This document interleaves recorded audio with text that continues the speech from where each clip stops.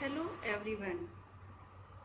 पिछली वीडियो में हम लोगों ने जाना मनोविज्ञान का अर्थ क्या है, मनोविज्ञान की उत्पत्ति कैसे हुई और मनोविज्ञान के लक्ष्य, मनोविज्ञान के क्षेत्र आदि के बारे में जाना। अब हमारी नई वीडियो प्रारंभ होने जा रही है, उसमें हम जानेंगे मनोविज्ञान की विधियों के बारे में, किन विधियों द्वारा हम परीक्षण करते हैं। मनोविज्ञान की विधियाँ, methods of psychology. Method of psychology में हमारे सिलेबस में जो विधियाँ हैं उन्हीं विधियों का हम डिस्कशन करेंगे, उन्हीं विधियों को एक्सप्लेन करेंगे। तो उसमें से हमारी कितनी विधियाँ आती हैं? निरीक्षण विधि, प्रयोगात्मक विधि, साक्षात्कार विधि, अंतःनिरीक्षण विधि, व्यक्ति इतिहास विधि और प्रश्नावली विधि। इनमें से एक एक करके विधि का विवरण या एक्सप्लेनेशन आपको बताएंगे। सबसे पहले आती है निरीक्षण विधि। निरीक्षण विधि, इसमें व्यक्ति के समूह को बिना किसी पूर्व सूचना के, जैसे वह स्वाभाविक गतिविधियां करता है, उसका निरीक्षण किया जाता है। मतलब इसमें वो सूचना, पूर्व सूचना दिए बगैर ही उससे स्वाभाविक रूप से निरीक्षण करना इस विधि के अंतर्गत आता है। निरीक्षण विधि के जनक कौन है? निरीक्षण विधि के जनक जेबी वॉटसन माने जाते हैं। इसमें क्या होता है? इसमें बाह्य रूप से व्यक्ति का निरीक्षण किया जाता है। इस विधि को अन्य नामों से भी जाना जाता है, जैसे अवलोकन, निरीक्षण, प्रेक्षण, बहिर्दर्शन इत्यादि। इस विधि में मनोवैज्ञानिक दूसरे व्यक्ति के व्यवहार का निरीक्षण करता है, उसके व्यक्तित्व के बारे में आकलन करता है। निरीक्षण विधि के पद। निरीक्षण विधि किन स्टेप से करी जाती है? मतलब पहले हमको उसके लिए योजना बनानी पड़ती है।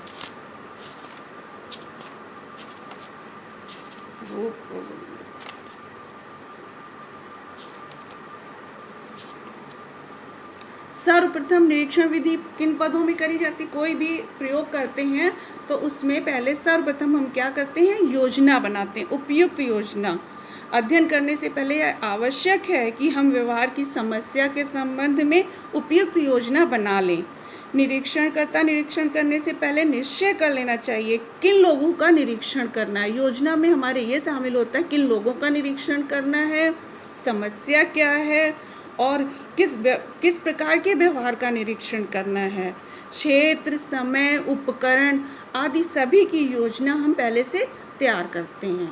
उसके बाद हम इस विधि में क्या करते हैं? व्यवहार का निरीक्षण। व्यवहार का जब सारी योजना बना लेते हैं, समस्या, व्यवहार, उपकरण आदि तैयार कर लेते हैं, उसके बाद हम योजना बनाने के बाद व्यवहार का निरीक्षण करते हैं। निरीक्षण करते समय निरीक्षणकर्ता व्यवहार के उन पक्षों का निरीक्षण अधिक ध्यान से करता है उनकी अध्ययन समस्या से संबंधित है, जो उसकी अध्ययन समस्या से संबंधित है। पूर्व योजना अनुसार ही निरीक्षण करता है। वह निरीक्षणों के साथ साथ उपकरणों की सहायता से भी व्यवहार को नोट करता है। इसके बाद हम क्या करते हैं? जो व्यवहार निरीक्षण किया है उसको नोट भी करना होता है। अगला स्टेप आता है व्यवहार को नोट करना। तो नोट करने के लिए हम कैमरा, टेप रिकॉर्डर आदि का प्रयोग कर सकते हैं। आदि का प्रयोग करने से आदि के प्रयोग की सहायता नोट करने से जो परिणाम आते हैं वो हमारे पास अधिक स्पष्ट, सुरक्षित और सत्य रहते हैं। इसलिए हम कैमरा, टेप रिकॉर्डर आदि का इस्तेमाल कर सकते हैं। उसके बाद फिर निरीक्षण करते हैं। जब हम व्यवहारों के निरीक्षण नोट करने के बाद अध्ययनकर्ता निरीक्षणों को यदि संभव होता है तो अंकों में बदलता है। फिर मतलब जो निरीक्षण किए हैं उनको अंक प्रदान करता है। अंक प्रदान करने के बाद विभिन्न सांख्यिकी विधियों के आधार पर आंकड़ों का विश्लेषण करना होता है। यदि निरीक्षित व्यवहार को अंकों में परिवर्तित करना संभव नहीं है तो अन्य कसौटी के आधार पर निरीक्षित व्यवहार का विश्लेषण किया जाता है। इस तरह से निरीक्षण करा जाता है। फिर 5वां स्टेप आता है व्याख्या और सामान्यीकरण। जो हमको परिणाम प्राप्त हुए हैं उनका विश्लेषण करने के पश्चात उसकी व्याख्या की जाती है। यदि संभव है तो व्यवहार की व्याख्या विभिन्न सिद्धांतों के आधार पर करनी चाहिए। जिस सिद्धांत को हम के आधार पर हमने ये परीक्षण किया है, उस सिद्धांत के आधार पर ही व्याख्या करनी चाहिए, अथवा व्यवहार के कारणों पर प्रकाश डालना चाहिए कि व्यवहार किस कारण से हुआ है। व्याख्या ये की जाती है कि यह व्यवहार का कारण क्या था। मनुष्यों के अतिरिक्त विभिन्न प्रकार के पशुओं पर भी किए जाते हैं परीक्षण, और उनका एक सैंपल इकट्ठा किया जाता है। जो सैंपल इकट्ठा करते हैं, पूरे पशुओं जाति पे तो परीक्षण कर नहीं सकते हैं, पूरे मनुष्य जाति पे तो परीक्षण कर नहीं सकते, इसलिए हम एक सैंपल लेते हैं और उस सैंपल पर अध्ययन किया जाता है। बाद में उस सैंपल को हम दूसरों से सामान्यीकरण करते हैं कि मैच कर रहा है ये चीज़, तो उसके बाद सामान्यीकरण की आवश्यकता होती है। सामान्यीकरण के आधार पर देखा जाता है कि प्रतिदर्श से प्राप्त परिणाम सामान्य जनसंख्या पर लागू होते हैं कि नहीं। ये हम इस स्टेप वाइज स्टेप कोई परीक्षण करते हैं। निरीक्षण विधि के प्रकार भी कई एक बताए गए। निरीक्षण विधि कई प्रकार से की जाती है। नंबर 1, सरल एवं अनियंत्रित निरीक्षण विधि, मतलब सरल और अनियंत्रित निरीक्षण मेथड।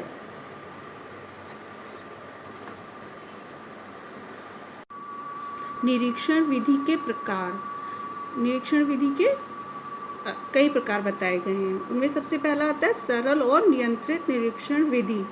सरल और नियंत्रित निरीक्षण विधि में क्या होता है, इसमें व्यक्ति या समूह को बिना किसी पूर्व सूचना, सरल एवं अनियंत्रित निरीक्षण विधि, इसमें व्यक्ति या समूह को बिना किसी पूर्व सूचना के जैसे स्वाभाविक गतिविधियां करता है उनका निरीक्षण किया जाता है। जैसे प्रतिदिन क्लास में क्या होता है, शिक्षक बच्चे पढ़ाई कर रहे होते हैं, उसमें से कोई बच्चा शरारत कर रहा होता है या बातें कर रहा होता है, तो शिक्षक उसको देखता रहता है। रोज़ वो उसको टोकता नहीं है, लेकिन उसकी हर घटना को नोटिस करता है, हर एक्टिविटी को नोटिस करता रहता है। ऐसे ही उसको बिना इन्फॉर्मेशन के जब उसके ऊपर निरीक्षण किया जाता है, वो सरल और अनियंत्रित निरीक्षण विधि के अंतर्गत आता है। इस प्रकार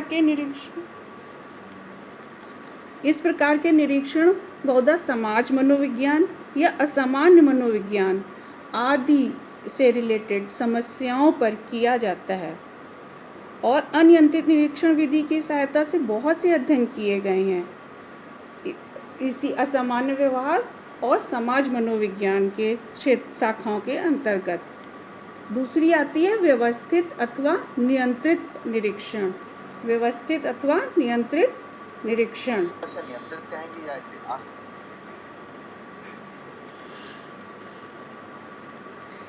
किसी विद्यालय अथवा महाविद्यालय में पूर्व सूचना देकर, जब पहले से कोई सूचना दे दी जाए और उसके बाद जब कोई निरीक्षण किया जाए तो क्या होगा, वो नियंत्रित निरीक्षण कहलाएगा। व्यवस्थित और नियंत्रित, पहले से सूचना दे दी गई, कोई आने वाला 1 हफ्ते पहले से खबर है तो उन्होंने अपनी पूरी व्यवस्थाएं बना ली, उस तरह की सारी व्यवस्था कर ली, अच्छी व्यवस्था दिखा दिया कि हाँ सारा मेंटेन है। इस तरह के नियंत्रित परिस्थितियों में करे गए निरीक्षण कहलाते हैं। नियंत्रित निरीक्षण के दौरान निरीक्षण किए जाने वाले व्यक्ति का व्यवहार बनावटी हो जाता है, क्योंकि उसे मालूम होता है कि उसके ऊपर निरीक्षण किया जाना है, इसलिए उसका व्यवहार बनावटी हो जाता है, स्वाभाविक नहीं रह जाता। नियंत्रित निरीक्षण निश्चित पूर्व निर्धारित योजना के अनुसार किया जाता है, जिसमें बहुत हद तक प्रयोग की प्रक्रिया भी शामिल होती है, क्योंकि ये एक तरह का प्रयोग हो जाता है, क्योंकि इसमें सारी परिस्थितियां नियंत्रित हो गई, फिर जो व्यवहार भी हो रहा है उसमें भी उतनी सत्यता नहीं आ पाएगी, इसलिए ये प्रयोग इसमें एक प्रयोग की प्रक्रिया शामिल हो जाती है। अगला इसके बाद तीसरा आता है सहभागी निरीक्षण विधि। सहभागी निरीक्षण विधि, इसमें क्या होता है, निरीक्षणकर्ता निरीक्षण जिन पर कर रहा है उनके बीच में बैठकर उनके साथ घुल मिल जाता है और अत्यधिक पारस्परिक संबंध बना लेता है, जिससे कि उनको अध्ययन करने में उसको आसानी रहती है और उसको पता ही नहीं निरीक्षण जिनके ऊपर किया जा रहा है उनको पता ही नहीं चलता है कि निरीक्षण भी हो रहा है, तो वो स्वाभाविक निरीक्षण हो जाता है। उस समय स्वाभाविक निरीक्षण से ही मिलता जुलता है। और इसमें जैसे कि कोई ट्रेनिंग चल रही है, बीच में वो भी अपनी वही यूनिफॉर्म पहन के बैठ गया, निरीक्षण उनको पता ही नहीं चल रहा है ट्रेनी लोगों को कि मेरा कोई निरीक्षण भी हो रहा है। ऐसा निरीक्षण छोटे समूहों पर, बड़े समूह पर नहीं किया जा सकता है, छोटे समूहों पर किया जाता है। चूंकि निरीक्षणकर्ता समूह का एक सदस्य बन जाता है तो निरीक्षण शुद्ध और स्वाभाविक हो जाता है। कभी कभी लेकिन इसमें कुछ दोष भी आ जाते हैं, क्योंकि निरीक्षणकर्ता जिनके ऊपर अध्ययन कर रहा है उनसे इतना घुल मिल जाता है कि उस पर उसकी दुख दर्द को अपना समझने लगता है और उसकी मनोवृत्ति प्रभावित, उसकी निरीक्षणकर्ता की मनोवृत्ति प्रभावित करने लगती है उस निरीक्षण को, सहभागी निरीक्षण में जब उनके साथ घुल मिल जाता है। इसके बाद आता है असहभागी निरीक्षण। इस विधि में निरीक्षणकर्ता जिस समूह व्यक्तियों का अध्ययन करना चाहता है उस समूह के सदस्यों से में न घुलते मिलते बल्कि तटस्थ रूप से निरीक्षण करता है। इस विधि द्वारा क्या होता है, बड़े से बड़े समूहों पर अध्ययन किया जा सकता है, तो उनके बीच में जरूरी नहीं है कि वो उनके बीच में जाकर बैठे। इसमें बड़े से बड़े समूह पर अध्ययन किया जा सकता है। अध्ययनकर्ता चूंकि इसमें घुलता मिलता नहीं है तो पारस्परिक संबंधों का अध्ययन अधिक सूक्ष्मता से संभव नहीं है। इस विधि द्वारा अध्ययन में सहभागी निरीक्षण विधि में दोष नहीं पाए जाते हैं। समय, धन और शक्ति की बचत देखते हुए यह विधि सहभागी निरीक्षण की अपेक्षा अधिक श्रेष्ठ है। आजकल तो सीसीटीवी कैमरे भी लगा दिए जाते हैं, सीसीटीवी कैमरे से भी निरीक्षण हो जाता है। निरीक्षण विधि में कुछ लाभ हैं और कुछ दोष हैं, लेकिन स्टूडेंट ऐसे मत लिखना लाभ और दोष की, छोटे बच्चों की तरह बीच में लाइन खींचकर इधर लाभ इधर दोष, ऐसे पॉइंट वाइज लिखे जाते हैं। जैसे पहले लाभ बता दिए फिर दोष बता दिए उसके। तो निरीक्षण विधि के कुछ लाभ और दोष आप समझ लीजिए। निरीक्षण विधि का उपयोग उस समय काफ़ी अधिक होता है जबकि अध्ययनकर्ता को इस विधि के आधार पर उपकल्पनाएं बनानी होती हैं। इस विधि की सहायता से पारस्परिक संबंधों का अध्ययन करना सरल हो जाता है, आपसी संबंधों का अध्ययन करना सरल हो जाता है। अन्य विषयों की अपेक्षा यह एक सरल विधि है, इसमें कोई इतना झंझट नहीं है, इजी है, ऐसे किसी पे भी आप निरीक्षण कर सकते हैं। इस विधि द्वारा प्राप्त परिणाम अधिक विश्वसनीय होते हैं क्योंकि अध्ययनकर्ता व्यवहार का निरीक्षण विभिन्न सूक्ष्म यंत्रों और स्वयं अपनी आँखों और कानों द्वारा करता है। तो इसमें सूक्ष्म यंत्रों की भी, जैसे सीसीटीवी कैमरे हैं, टेप रिकॉर्डर है आदि का इस्तेमाल कर लेता है और अपनी आँखों से भी खुद प्रत्यक्ष देखता है, उसका खुद गवाह होता है, क्योंकि उस निरीक्षण को कर्ता को अपना जो रिजल्ट चाहिए वो सत्यता प्रूफ करे, ऐसा रिजल्ट चाहिए, इसलिए वह अपनी आँखों और कानों द्वारा करता है। तो उसमें ये नहीं कि किसी यंत्र की कोई खराबी आ गई तो उसके कारण कुछ रिपोर्टिंग गलत आ रही है, तो वो अपनी उसके आँख और कान अपने पर विश्वास करके वो निरीक्षण कर सकता है। नियंत्रित और वैज्ञानिक निरीक्षणों द्वारा प्राप्त परिणाम वस्तुनिष्ठ होते हैं क्योंकि इस विधि का उपयोग वैज्ञानिक ढंग से किया जाता है। व्यवहार संबंधी क्या, कैसे, क्यों आदि प्रश्नों का निश्चित उत्तर भी प्राप्त हो सकता है। जब समस्याओं का अध्ययन वैज्ञानिक निरीक्षण द्वारा किया जाता है तब निरीक्षणकर्ता अपनी पूर्व धारणाओं, पक्षपात, रुचि आदि से मुक्त होकर निरीक्षण करता है। ऐसी परिस्थिति में परिणामों पर निरीक्षणकर्ता के विचारों और भावनाओं का प्रभाव कम पड़ता है। ये सब इसके लाभ हैं। और निरीक्षण विधि में बहुत से दोष भी हैं। निरीक्षण विधि में दोष क्या हैं वो भी आप समझ लीजिए। रामचरितमानस में जैसा कि कहा गया, जाकी रही भावना जैसी प्रभु मूरत देखी तिन तैसी, इस दोहे से ही समझ आता है कि अर्थात भावना के अनुसार भगवान की मूर्ति भी भिन्न भिन्न दिखाई देती है। अतः कहा जा सकता है निरीक्षणकर्ता की मनोवृत्तियों का और पक्षपातों का भी प्रभाव निरीक्षण पर पड़ता है, क्योंकि उसकी जो मनोवृत्ति उस समय जैसी होगी और पक्षपात अगर करेगा तो उसका प्रभाव दिखेगा उस निरीक्षण पर। इस विधि से प्राप्त परिणाम अधिक विश्वसनीय और वैध नहीं होते हैं जब समस्या का परीक्षण अनियंत्रित निरीक्षण विधि द्वारा किया जा रहा हो, बिना किसी पूर्व योजना किए बिना किसी पूर्व योजना बनाए अगर निरीक्षण विधि द्वारा प्रयोग किया जा रहा है तो परिणाम विश्वसनीय और वैध प्राप्त नहीं होते हैं। ये किसका दोष है? निरीक्षण विधि का एक दोष ये भी है कि निरीक्षण करते समय निरीक्षणकर्ता प्रयोज के साथ सौहार्दपूर्ण संबंध स्थापित कर लेता है। निरीक्षणकर्ता की मनोवृत्ति इन सौहार्दपूर्ण इस संबंध पे उसके निरीक्षणकर्ता की मनोवृत्ति का प्रभाव डाल देती है।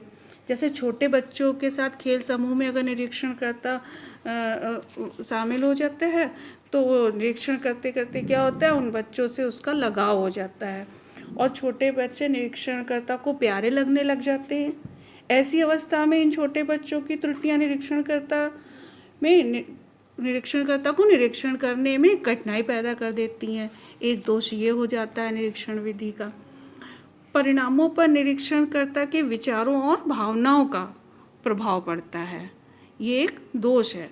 और भिन्न भिन्न निरीक्षणकर्ता अलग अलग निरीक्षणकर्ता भिन्न भिन्न निष्कर्ष प्राप्त करते हैं, एक जैसे निष्कर्ष नहीं प्राप्त कर पाते। एक निरीक्षण विधि का दोष यह भी माना जाता है इस विधि से प्राप्त परिणाम अप्रामाणिक होते हैं, खास तौर पे उस समय जब निरीक्षणकर्ता किसी पूर्व योजना के निरीक्षण करता है, उस समय इसके परिणाम अप्रामाणिक होते हैं। मनोविज्ञान में कुछ ऐसी भी घटनाएं हैं जिनके घटित होने का स्थान और समय निश्चित नहीं होता है, अतः आवश्यक नहीं है कि जब वह घटना घटित हो रही हो उस समय अध्ययनकर्ता वहाँ उपस्थित हो। तो इसलिए उस ऐसी जगह पर निरीक्षण विधि का उपयोग दोषपूर्ण हो जाता है। मनोविज्ञान में कुछ समस्याएं ऐसी भी हैं जिनकी प्रकृति अमूर्त है, अमूर्त मतलब जिनको हम देख नहीं सकते, उनका इस विधि द्वारा अध्ययन संभव नहीं है। जो हम देख ही नहीं सकते उनका हम निरीक्षण कैसे करेंगे? तो निरीक्षण विधि द्वारा उन